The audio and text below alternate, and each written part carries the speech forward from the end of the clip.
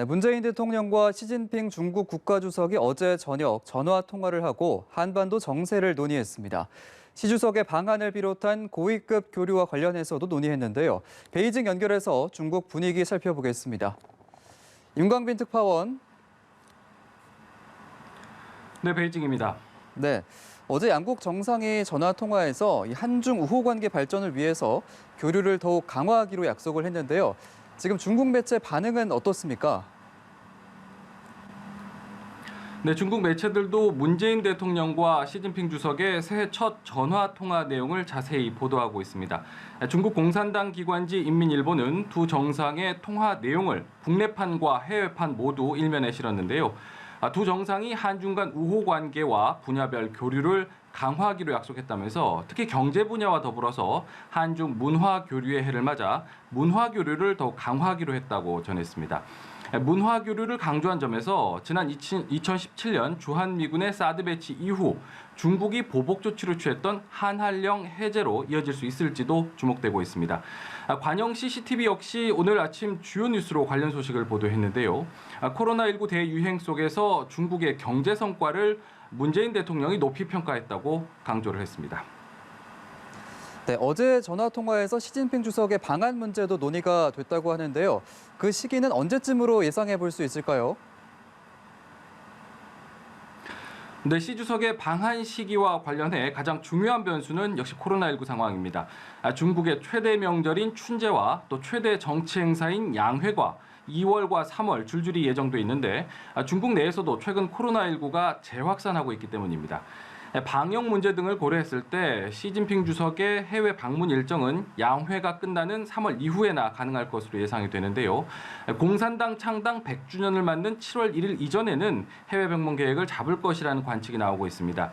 지난해 중국 정부 역시 여러 차례 시 주석의 방한을 시도했었던 만큼 여건이 된다면 가장 먼저 한국을 방문할 것이라는 전망입니다.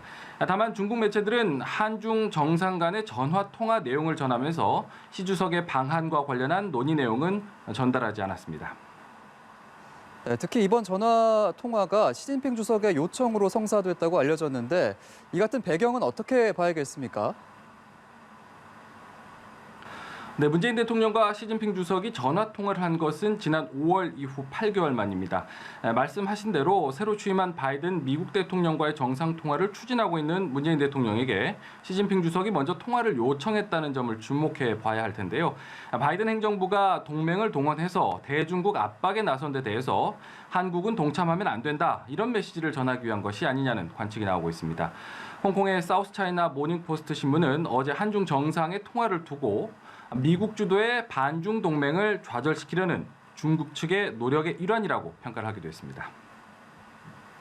네, 말씀해 주신 것처럼 미국과 중국 두 나라 간 갈등이 계속 가열되고 있는 상황인데요. 백악관이 전략적인 인내를 갖고 접근하겠다라고 밝힌 이런 상황에서 미국 상무장관 지명자가 아주 공격적인 대응을 예고했습니다. 지금 중국 어떤 반응 보이고 있습니까? 네, 전략적 인내를 하겠다는 백악관의 입장. 그제 시진핑 중국 국가주석이 다보스 포럼에서 다자주의를 역설한 뒤에 나온 반응이었는데요. 젠사이키 백악관 대변인은 미국의 안보와 번영, 또 가치에 중국은 중대한 방식으로 도전하고 있다면서 동맹국들과 협력을 해서 중국을 압박하는 이른바 전략적 인내 카드를 꺼내든 겁니다. 특히 중국의 불공정 불법 행위에 책임을 묻겠다고 밝혀서 트럼프 행정부 때부터 시작한 화웨이 등의 중국 기업들에 대한 제재도 계속 유지할 뜻을 내비쳤습니다. 더 나아가서 미국 상무장관 지명자 지나 로만도는 인준청문회에서 중국의 불공정 무역 관행에 맞서서 아주 공격적으로 대응을 하겠다, 이렇게 밝혔는데요. 구체적인 압박 계획을 설명한 것은 아니지만 모든 수단을 최대 한도로 쓰겠다고 밝혀서 중국에 대한 압박 고삐를 강도 높게 쥐겠다는 뜻을 천명을 했습니다. 바이든 정부의 대중국 강경 대응이 점차 윤곽을 잡아가는 상황에서 중국도 장기전에 대비하는 모습입니다. 중국 관영 매체 환구시보는 오늘 아침 사설을 통해서 바이든 정부의 중국에 대한 인식도 트럼프 정부와 거의 차이가 없다는 것을 보여줬다고 진단을 했는데요. 중국도 급할 것이 없다면서 미국과 같은 인내로 대응하는 것이 가장 현실적인 책략이라고 강조를 했습니다. 또 중국은 이미 미국과의 관계에 적응하고 있고 이를 감당할 수 있는 강한 능력이 있다고도 밝혔습니다. 지금까지 베이징에서 전해드렸습니다.